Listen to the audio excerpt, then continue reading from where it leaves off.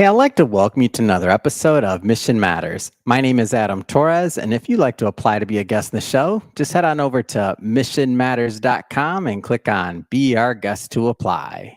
All right, so today we have a very special episode. We're bringing on Andreas Pettersson, and let me tell you, for all of you that have been watching this show for a long time, you know I love talking about books. I love selling books. I love bringing authors on here to talk about books, especially when they're mission-based and they match our platform. And really, I feel they're bringing something out to the world. So first off, Andreas, congrats and welcome on the show. Thank you so much for having me. It's been a journey to write a book. All right, so we're going to get into this. So, Power Without Permission. I understand that you collaborated with 13 extraordinary women leaders to create this book, and we're going to get into that in a moment. But to get this episode started, we'll start this episode the way that we start them all, with what we like to call our Mission Matters Minute. So, Andreas, at Mission Matters, our aim and our goal is to amplify stories for business owners, entrepreneurs, executives, for leaders out there. That's what we do. Andreas, what mission matters to you? First of all, I love your mission, and it's one of the reasons why I'm proud to be working with you on my own podcast. So my mission, though, is to make sure that women's brilliance is impossible to ignore. And I want to do that by replacing the whole permission culture. And I'm not saying that women needs to be fixed or anything like that. I think the systems are broken. I think this is one of the reasons why I wrote this book, Power Without Permission, because I have sat in these boardrooms, I have sat in CEO positions, leadership positions, and for some reason, the system is just pushing down these brilliant, amazing, badass, like super capable women. And I want to change that. So first off, love having mission-based individuals on here to share why they do what they do, how they do it. I mean, sharing stories like this inspires others. This gives other people permission to speak and to get involved and get in the game, as I like to say, and even to create content. So just to get us kicked off here, so I of course want to go further into the book side of things and what you're doing there, but let's go back into your career a little bit more. So you mentioned that you've been in business in the past. Like, how'd you start your journey as an entrepreneur or business leader? So first of all, English as second language. I'm Swedish originally. I moved to US 2014. Started out in an incubation ventures up in the Bay Area. Then 2017, we spun off a separate company that I was CEO, a tech company, cloud-based video surveillance and cybersecurity, a lot of AI early wave. I did that for 7 years. I was CEO there. And then in November last year, I decided that my mission mattered more to me than just collecting a very nice paycheck. And so as you decided to make that, I like talking about somebody when they do a transition or something else, because I'll tell you one thing, when I left corporate America and I got into the media and podcasting and all this, people thought I was like, they're like, what are you talking about, Adam? Like, why? I mean, I left a 14-year career to start something new. Now, 9 years going on 10 years later. Okay, we're doing pretty decent, but in the beginning it wasn't that way. And I'll tell you, my peer group, they were like, Adam went crazy. Like, what's going on? Like, are you serious? I'm curious in your end. Now, that might not have been your experience. I'm not putting words in your mouth, but what was it like when you decided to make that leap and to pursue mission and all these other things you're doing? Like, what was that like for you? Two things. One, I had the exact same story as you. I'm part of several CEO peer network, and they're like, what are you doing? And all my VC friends, everybody, they're like, we're going to do interview. What?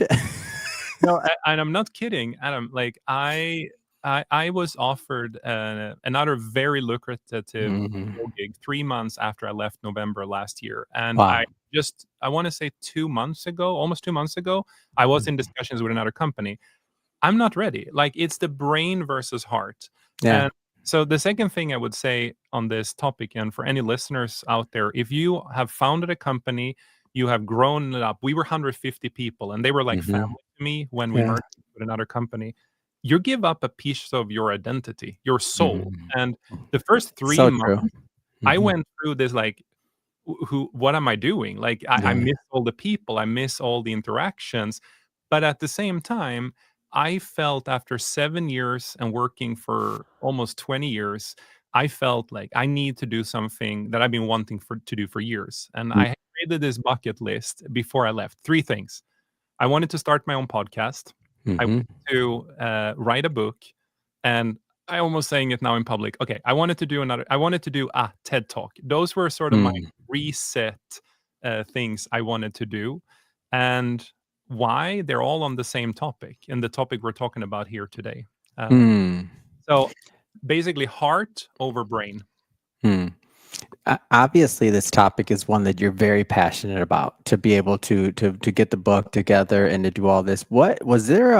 Was it a moment? Was it a progression? Like, as entrepreneurs, we get ideas when we go to sleep. We got an idea, or we got somebody. Especially when you want to help people. Like if that's your route, and even if you don't want to help people, if you're an entrepreneur, you're thinking all the time about ideas. So, how did you settle on like, this needs my attention again? So, was it a aha moment? Was it a progression? Like, how'd you know this is something that you would be working on? So I love this question. There are a couple of reasons. The number one is I was raised by a single mom who Mm, was very strong, but was mhm, never given an opportunity. She was still an amazing leader. And we grew up as poor as you can grow up in Sweden. There's still a mhm. good healthcare or health system there, Yeah. or system or social system that helps you. But I always saw how she struggled. She's smart. Others Mhm. always came to her for advice on leadership, even in business, and she Wow. always took the time to help people. And I last year when I left, um, so that was the catalyst. Growing up with a Yeah. very strong, Yeah. authoritative woman that was still very warm, and for me, authority isn't a masculine or a feminine thing. Yeah. Authority for me is just you can be a woman and have massive authority, and the same you can Mhm. be a man. But I grew up with very strong women around me. I also saw in the public, like I mean, Sweden is 4 or 5 in the most equal between men and women in the world. I Mm. saw that growing up, and we grew up with Pippi Longstocking. There Yeah. can't be a better representative of a strong woman leader. But when I moved to US, I was shocked. I was shocked of Mm. how unequal it is. So for the last almost 1.5 decade. I've been in US for 11 years, but I started Mm. this already living in Europe. I've been mentoring women and people of diversity to get into higher positions. Another way of saying it, Wow. people that are, and I've been doing that for free. Mhm. Even when I was CEO and collecting a very nice paycheck, I still had 4 to 5 people I always mentored, and most of Mm. them were women and women of diversity, even. And then I recognized the pattern, and Yeah. then, like, that's where my passion comes from. It's the I wanna see a change. I keep seeing these brilliant, amazing, powerful women, and Mhm. the system is either, like, not giving them a chance, or they don't have the tools. I don't believe confidence is something that is a personality trait. I think Mhm. confidence is something you can develop with through micro actions and just recalibrating your cognitive negative bias, and Mhm. you can develop that, and then you will get the opportunity. And I'll drop one more Yeah. stat that is just crazy here, and then we'll take the next question. And that is that most women, like I think it's over 70%, feel like an Mhm. imposter, feel like they doubt themselves. And most Wow. women make decisions when they have 95% of the data and feel confident doing something, while Mm. men do it when they have 30% of the data and they don't feel the same amount of imposter. So the combination Mm. of both. And I wrote this book because I realized there is a pattern that I can break. Wow. That's kind of that is one of the most interesting topics and thought processes around imposter syndrome. And the data is, I'll tell you my really quick story on the data for that. I didn't know that until we did, and we're not going to talk about this today, but just I don't want to throw off the interview, but we did a quick, or we did a compilation book similar to what you're doing, an anthology, and we featured different women leaders. And this is, oh my gosh, we're probably on like edition 3 or something like that now. And this was maybe 3 years off the top of my head. This particular edition, I think, was about 3 years ago, and we've done more since. But the point is, when I get the book at the end, and I serve a different role than yourself, you're curating, you're writing with. For myself, I'm more of the managing editor, and I do the production and things like that. So I don't see the book until it's done, basically. I do the initial approvals, but I don't see it till it's done. It goes through it goes through the whole factory before I see it. So I'm reading the final book to give the final approval, and let's just say off the top of my head, there's 15 people in it roughly. Of those 15, and these authors don't talk to each other, by the way, they're all leaders in their own space, but it's not like a cohort. Like, these are all completely separate, independent authors. Of those 15 authors, maybe 8 to 10 of them independently referenced or mentioned in imposter syndrome in each chapter. Yeah. And I was just like, when I was reading it, I'm like, how is this possible? How is this possible? How is this possible? And then it got to exactly what you're saying. I looked up the data and I'm like, oh my gosh. And the only reason I bring that up is because I want more leaders out there to do things like what you're doing, to do things like what we're doing. Like, there's no competition here. Like, I hope every publishing company brings out an anthology to focus on women and to focus on elevating their stories as well. So that's why I tell that story, because I think more people should get involved and more people should use their access, their power, their resources to do exactly what you're doing. I love So that. I had to give you that one, Andres, though, because it was Oh, insane. I was reading it and I didn't study. I didn't know. I'm reading it and I'm like, how is this possible? and This you is want to do something about it. So you are what I define as a perfect male ally. And there are two things that got to change if we want to change. We got to change top down. Like, most companies today are run by men, to stereotype white, Yeah. chubby, middle-aged guys. And I want to change that. And how do you change that? You change it by creating male allies at the top, and then you work with and enable. Like, these women are already brilliant, and like you Yeah. said, but imposter syndrome grabs hold of people. Yeah. And you can actually, after the last, I want to say, 1.5 decade, I've been working with people to kill imposter syndrome. I used to have imposter syndrome. Remember how I said I grew up with just primarily women? Maybe that was part of I my have it now. What are you talking about? Used to. I Yeah. got it right now. I'm like, what? All these people around the world watching this. Thank No, you. but I have it, and I work with leaders who makes tens of millions of dollars a month, and they still have doubt and imposter syndrome. The difference is, there's one key thing I've noticed in the trend over all these years: micro actions. When people start taking just one little step forward and doing one thing different, their logical mindset, their frontal cortex, or the logical reasoning in their head, they start slowly shifting to, maybe I can do this. But it takes a long time. What I want to change, Adam, is I want to change how we talk about this. I used to have imposter syndrome. I worked with a psychologist for almost 10 years to overcome some of these things. I was the CEO. I was still having imposter syndrome. When I wrote this book, I was still having it. The difference is, I recognize it in 2 seconds. I quiet the voice and I take action and move forward.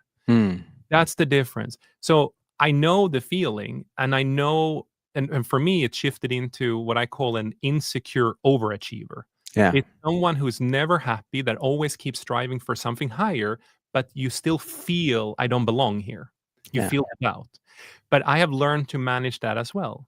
But the pattern is so clear. Luckily, I work as a CEO of a very well-funded company, and I could afford really good help for the 10 years I was an executive. The pattern is almost always the same, of how to overcome it and how to work with it.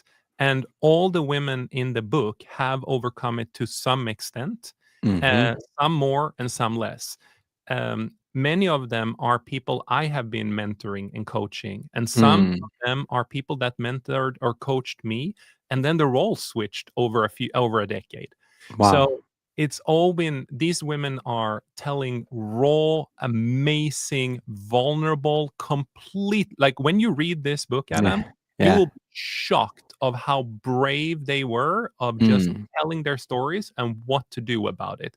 I was even shocked. I had to push back on some of them. Are like, are you sure you want this in the book? And you know Wow. what they said? They said, the only way I can manage my imposter syndrome is just get it out there, and now I can move on. Yeah. Wow, what an amazing story. So as you brought go a little bit further into, I want to back up on one thing you said here. So you mentioned some of the individuals maybe you had mentored, they'd mentor you. Like obviously you have a big network. This has been a passionate topic for you for a long time. Two things, and obviously we're not, you don't have to list everyone, but give us a flavor for the audience of like who's in the book, like why you chose them, maybe like you can keep it high level, but give us some ideas around that. I will first answer why I wanted them in the book, and I had a Mhm. long I wrote down 50 names, I believe. Oh and man, who didn't and make the? All right, let's start over. Who didn't make the cut? Let's. No, I'm just playing with you. no, I'm but just no, playing. I wrote 50 names Yeah. easily. I've worked with over 100 Wow. people over the decades, and Hmm. um, I the, knew it. Yeah. the women I picked were the ones who have done the largest journey, the largest uplift. So Yeah. Martha is one of the first ones. Her chapter is the second chapter after I sort of tell my story of why this is a Hmm. passion of mine. And she talks about her chapter is about imposter syndrome because the Mm. book starts with imposter syndrome, self awareness, and sort of recalibrating your mindset. And then it goes Yeah. into leadership and how you use these skills in your corporate job, in your startup, or if you're a Hmm. founder. And then it goes into more like really how you take it 10x and Mm. for executives and others. But the book is if everyone goes through the book, they will have a massive roadmap for a massive transformation. Mm. Martha, it was someone I worked with 12, 14 years ago. She and I was both entry levels at a company, and I kept seeing her in the office, like delivering this like perfect product launches. Yeah. She was a product, or she was a writer to begin with, and one day I just but every single meeting she apologized. She said, "I'm so Oh. sorry," or like she always prefaced everything with these super negative self-talk. And I just asked her, Mm. "Have you ever heard of imposter syndrome?" And she hadn't, and she Googled it, and she's like, "Okay, I clearly have. I clearly am suffering." She worked on herself. She is today Wow. she was a chief revenue officer in a startup right Yeah. now, and she's been VP of marketing. Hmm. Another person in there was she is her name is Carolina.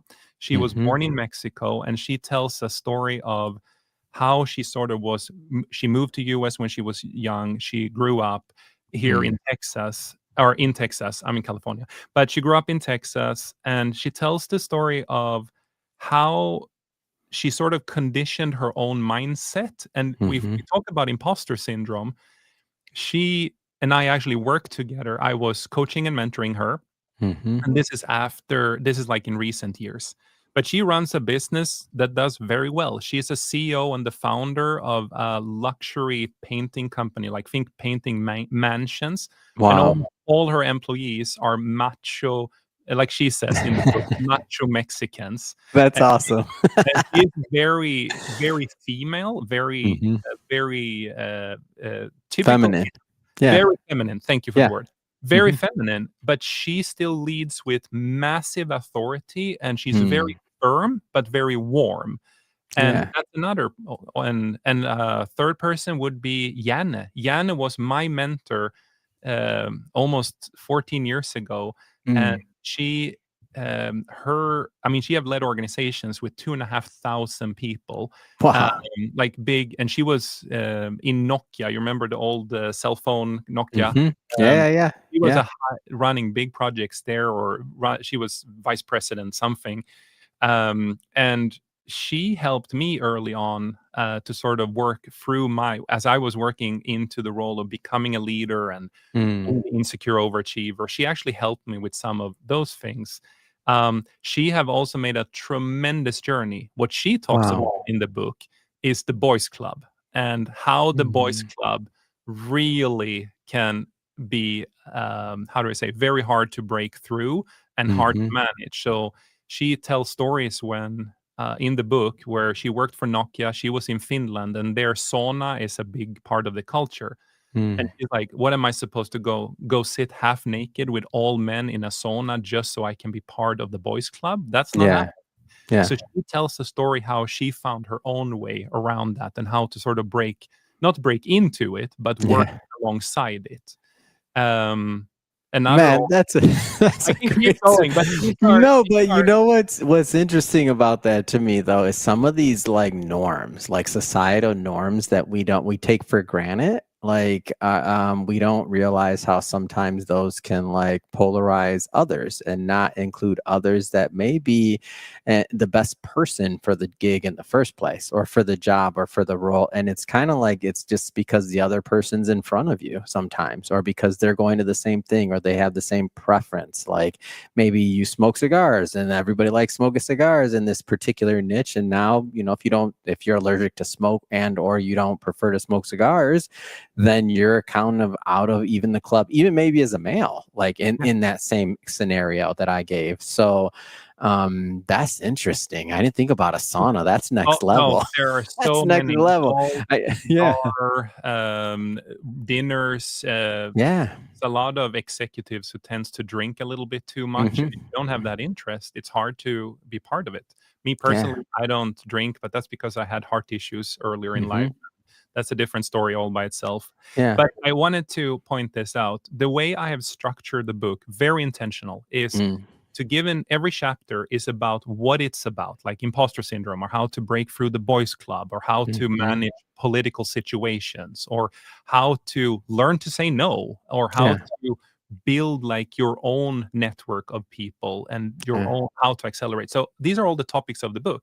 But Mm. every chapter has, here's the introduction, and then we hear these amazing badass stories from these Yeah. leaders of Yeah. what they did and all the tools they had. And then we together have worked through, so like tools I have used, tools they have used, and Hmm. then we say here are the 5 things you can do today to make a difference or overcome this dilemma you have. And Yeah. then I address the leaders, because back to the norms of society, and I'm saying leaders as in women and men. Mm. Then I say, here is what you, dear leader, can do, because it doesn't just because others will do, basically take out their brilliance, or sorry, Yeah. amplify their brilliance. Hmm. That doesn't mean it will automatically happen unless we have leaders. So even if the Yeah. book is written for women, it is Hmm. also written for leaders that are men and women. And Mm. I've written to them and saying, here is how you support a change. Here is what you can do. And I'm very provocative in the beginning of the book. And I Yeah. say, dear leaders, you happen to be a man. You had a mother. You might have daughters. Mm. You have a wife. You are doing the world the disfavor, or you're not helping the world Hmm. unless you take this serious. So that's why I want men to read this book as well. Yeah. Yeah. I I get love it. I get passionate about this. No, it's I've seen what how it works. talk to me about the plan for continuing to promote, continuing to collaborate, continuing to get the message out there. And I know we got a book launch coming up, an event coming up, and what else? Like talk to me about like what's next and how you're going to get this word out there and this very important message out. First of all, we are launching the book on September 25, but you can already now go and order it off of Hmm. Amazon. You just search for Power Without Permission. Yeah.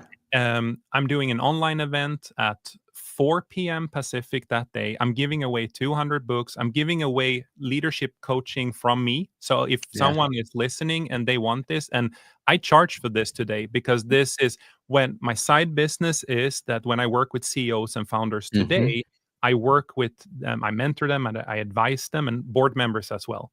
But I'm giving that away, and it's something I charge. So I'm giving away $30,000 worth of coaching, Mm. which is I can help any of the listeners that feel they're doubting themselves, have an imposter syndrome. I'll help them. In addition to that, 100% of all revenue, not profits, from book Yeah. sales goes straight into a free community for everyone who buys the book. And this Wow. Hmm. community is me and all the co-authors in it. And we Yeah. will do weekly calls. We developed so much extra material that couldn't fit the book Mm. because it would become too long. There Yeah. is 5 online courses that are, I mean, just in terms of Wow. slides and pages, it's hundreds of pages, or 100 plus slides going through all of this. All of that is for free for anyone who buys Mm. the book. My dream is for this Power Without Permission community is that Yeah. we find mentor mentee matches. So we start matching. So I want people to come there that are both male allies and women that are Mm. strong leaders that want to help the next generation or help younger leaders to Yeah. help them overcome some of these things. And then I want people who have imposter syndrome, doubt, to come to this free community, Yeah. and hopefully we can match the two, and hopefully we'll find a way how to drive the change. And like I said, I'm not making any money on this book. I'm reinvesting it Mhm. all into the community. And what I'm Mm. doing is I'm basically giving the co-authors part of this, and I'm basically paying for developing more and more tools and Yeah. more things within there. That's how I will reuse the money. But oh, and like I said, I'm giving away 200 books, or reimbursing. So if someone buys a book at the launch event and they send this is the online launch event, and Mhm, they just mhm. send a photo of themselves with the book, I will literally send, even if the book is $15, I will send them a $20 Amazon gift card if Mm. they post that on social media. Dang, that's a steal. I'm in. I Free want my book. Amazon gift card. Come on. No. That's awesome. No, but I want the Mhm. change. This is like Yeah. I said, my wife is all the time like, "Are you sure we wanna do this? Are you sure?" Like, "Yes, we have to do Yes. this." Like, this is, Yes. and my mother is turning 80 Oh. on September 19th. Originally, I wanted to launch the book on September 19th, Mhm. and I already read her, like, the parts of the book, and Mm. she was so proud because one of the key message I say in the book is, she helped me. She always says, everyone, like, don't judge people based on their backgrounds, their gender, Mm. or their beliefs. Yeah. Everyone have a unique brilliance in them, and that's why I use the word brilliance. Mhm. Uh, you just have to figure out what it is. So get curious and help other people. So everyone I have helped for the last 1.5 decade, I've said, if I help you, you have to help 5 other people, 5 other women. Mm. So I have also been pushing this pay it forward for quite some time. And I will do the same in the community. So anyone listening to this who joins, who Mhm. feels like I want to give back, if I help you, all I ask in return is that you do it, that you help Yeah. 5 other people. And I still do paid things as part of Leaders Adapt, which is my Mhm. company, but I also still do a lot of pro bono Yeah. help other young women. Man, Andreas, this has been a lot of fun having you on. I can't let you off the line without to us bringing up. Come on, you're a podcaster, man. Adapt or Die podcast. Like, I got to get a plug in there, man. Tell me about the show. How's it going? Like, I've watched the content coming out. I'm very proud to say that it's on the missionmatters.com website. Of course, all the other places too, but I'm super proud to be a part of and help distribute that. But talk to me, man. How are you feeling behind the other side of the mic? It's unusual these days. No, I have to say, you guys have been amazing for any listeners out there. And Adam didn't ask me to do this. Shirag, Adam, you guys are amazing. The team you have, you really developed a good tools. Everything just flows. The service is great. So I highly recommend it. Um, I created that podcast because, kind of like the book, you either adapt or die. Because Yeah. I've seen so many people who do the same pattern over and over and over again, and then Mm. expect different results. And you heard that expression. That's the definition of insanity, doing the Yeah. same thing and expecting different results. As a leader, people don't talk about those adapt or die, do or die moments, Yeah. and they only talk about, "Oh, I made this many millions here, and I sold Yeah. this here." It's like, no one cares. Like, what did you feel? What was going on in your mind? Like, tell me how you like, tell me when the Mm. imposter came out. Tell me when the insecure overachiever. Like, what conversations did you have with your wife? And I'm Mm. fascinated by those because US culture always talks about the win, and I want to talk about, like, the mindset that people Yeah. go through, and because that's what younger entrepreneurs needs to hear. They need to understand Mm. what can, like, it's okay to feel like, it's okay that, yeah, I'm grinding and I feel like shit.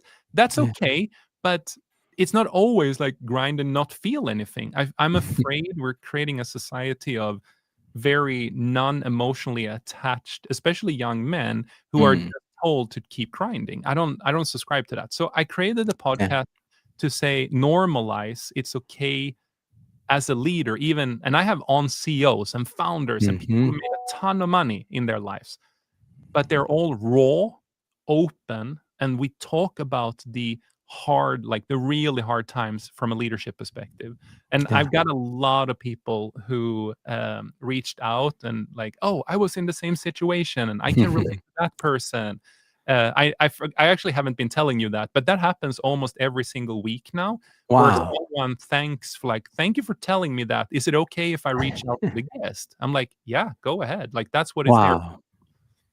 That's Sorry, amazing. I I love get it. And it passionate about these no, topics. I love it. And one of the things too about this is that, and I tell people this all the time, is that people listen to your show, and if it resonates with like if they connect with your message and what you're talking about, you're gonna be shocked. People will be reaching out, like they'll be like, and I know you're still just you're in your first year of kind of like developing and getting, and you're gonna evolve. And even though you're great now, you're gonna get better. That's just what happens. Like you get better and better over time. And so what's going to happen is it's going to be funny the first time you go to an event or somewhere else and somebody just runs up to you and hugs you and you're like, what's going on? Like, or somebody recognizes you and you're like, I've never even been to this city before, but because people are listening to your show, and ultimately like they have a connection and you're providing a service, not just for yourself or for, I mean, there's the obvious things that people consider when they think about podcasts. Okay, we're going to do some branding. Okay, we're going to get some marketing, some message. But when you realize, and when it like really hits that it's an ability to help plug into and to uplift humanity by this connection that we get to create with each other, man, it's magic. Like life just gives you such amazing experiences. You attract amazing things, and it just becomes like one of these things you sit back and you're like, whoa, like what just happened? I'm not really at that stage yet, Adam. Oh, But it's coming though, but yeah, I'm predicting the yeah, future. Your book, like what you're doing, I don't say this to everyone. Everyone that starts a podcast, that's not their future, but you've already proved it. Like the book, the individuals you've brought together, the model. You didn't yeah. have to create that model. You know how to make money. You could have created a completely different model that just created a funnel to make more money. Instead, you're reinvesting, which isn't a bad thing, by the way, for anybody that's doing that. And nor you're not saying it's bad. I'm not saying it's bad, but instead you're leading with a different type of value by bringing people together. You could have spent the same budget you put on putting this together and not brought together 13 extraordinary women, and you could have just told your story and you could have made it another entrepreneurial story, but you didn't, and No. that's different. And And you're I can tell reinvesting the you, money into the community. And if you would have done that, that wouldn't have been bad. Nothing wrong with that. And then you're also made the decision to reinvest into the community. So you have demonstrated to your audience, which will trust you based on these things over time, and it will all continue to grow because all these things you did, you didn't have to. no, It's kind of like the way Mission Matters set up our platform. If me and Chirag just wanted to make this an influencer platform, guess what? We wouldn't have created opportunities for other people. We would have just we would have marketed my name and my face and made sure everybody on the planet saw it at least once. And over time, we'd make more money that way. But instead, we're focused on how do we amplify the stories of others. It's a I love different mission. It's a different mission, and it's a different reinvestment on the back end of resources to create opportunities to be able to help a show like yours get off the ground and do what it does. Like that's different. We didn't have to do that, but that's a choice because we want to be a part of that solution ultimately. So that's what Chirag and I are very aligned with. You know, going on our 10-year anniversary, I swiped right on LinkedIn with him, never looked back. he's a great guy, and the way he because I was shopping around. I'll say this to the listeners, and Mhm. I'll say it to you, Adam. But when I met Chirag in person, I met him at a few networking events. But when I met him and really sat down, and he Yeah. told his own story and he told why this matters for him, then I'm like, Mhm. okay, sold. Let's go. Yeah. um, mission have to matter, and I think we can go off on a tangent to talk about this Yeah. for hours.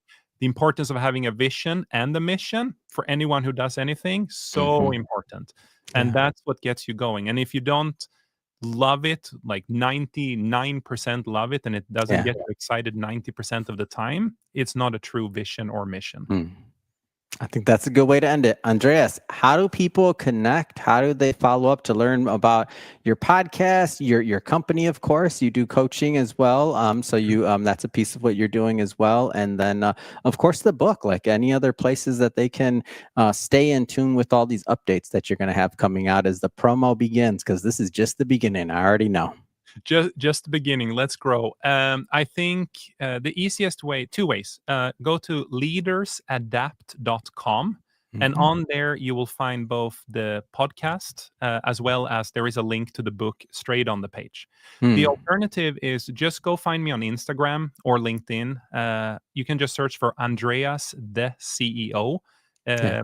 And I have a fair, I mean, I have not crazy amount of activities on Instagram and LinkedIn, but I'm ramping it up now because the book have taken a lot of time. But those Oh, are the yeah. best places.